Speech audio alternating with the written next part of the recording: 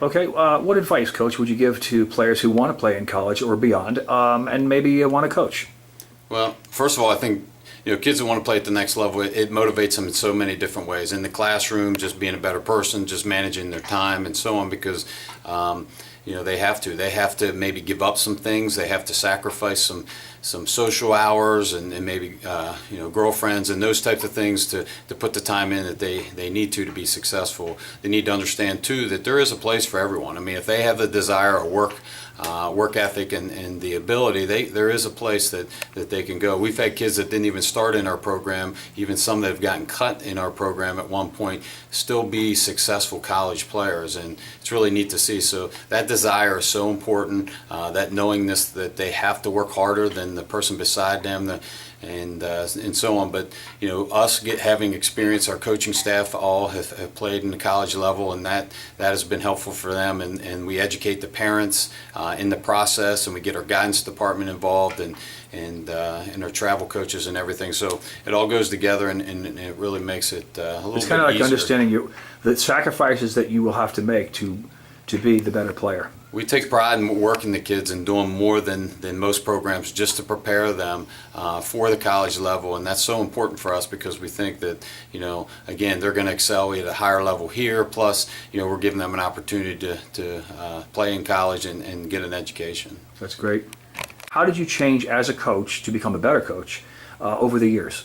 Well, I think right when I started, I was hungry to win, and we lost three times in the league championship early in my career, and after the third time, I really did some soul searching and trying to figure out how to turn the corner, and what came to me was that we got to not focus on the wins. You got to focus on the process. So we became very process oriented, just worrying about it one pitch at a time, winning the inning. And if we feel like that we do these little goals each day, each game, that the win will fall into place, the championships will fall into place. So that was a big defining moment for me as far as swaying from the wins to the process.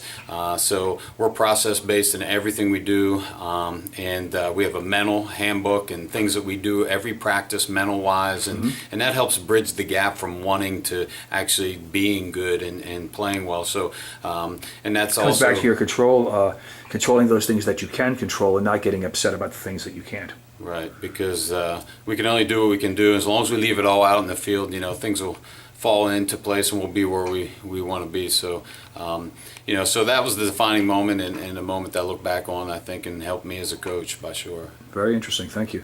What are the hardest obstacles to overcome as a coach? Some of the hardest obstacles is just, as I got older and my family grew, just trying to balance my life. Kids are involved in so much, and trying to balance their life and not trying to overdo things and get injuries, trying not to just focus on baseball, where if they have opportunities to play other sports, getting them to play other sports because that makes them mentally tougher, better players, more athletic. Just kind of managing those things and just putting kids in a position where they feel comfortable, where you can get kids to peak at the right time and to develop, because it's one thing to run a good practice, but to get a team to come together when they need to come together, to get a team to kind of buy into and play as a team and put their individual goals aside and their individual wants and needs. So Right. so getting them to play as a team, getting them to peak at the right time, and just keeping perspective on life, and it is something that we want to be successful at, but as long as we give our best effort and we continue to learn from every opportunity, that's what we really should be focusing on. That makes a lot of sense, thanks. I'm sure that your family's delighted that you're home more, but you're still a relatively young man, Coach. Do you think you could ever come back into baseball coaching here or somewhere else?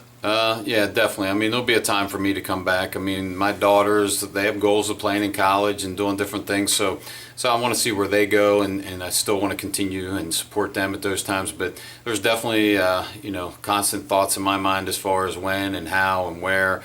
So I'll definitely get back into it. I'm fortunate to still be in scouting, scout for the Reds, and so that keeps my hand in baseball. I do some clinics and do some things as well. But bottom line is coaching is definitely going to be in my future again. Where and when, I'm not sure, but I do a little coaching with the girls and their teams, but to get back into baseball would be nice sometime, and I'm sure you'll see that. Have you ever thought about college coaching?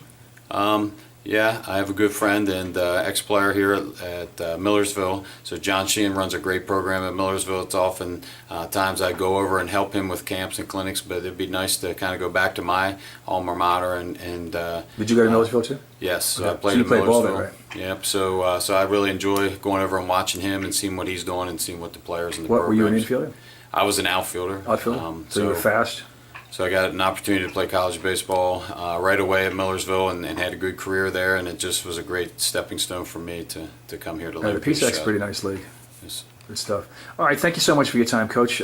Again, congratulations on the induction to the Hall of Fame, and you have a sterling program here, and I'm sure that it will continue. Thank you so much. All right, thank you. So you have a lot of sponsors and boosters that help the club. Tell me a little bit about the field here. Okay. Well, the field was dedicated, and our sponsor is Strasburg Eye Care, and Rob Lawver is the owner of Strasburg Eye Care, and he's worked with our team for about 6 or 7 years now on the visual aspect, and a lot of the things that we have in our press box and that we use during lifting and during our hitting stations are because of him and what he's taught our kids and taught us as coaches.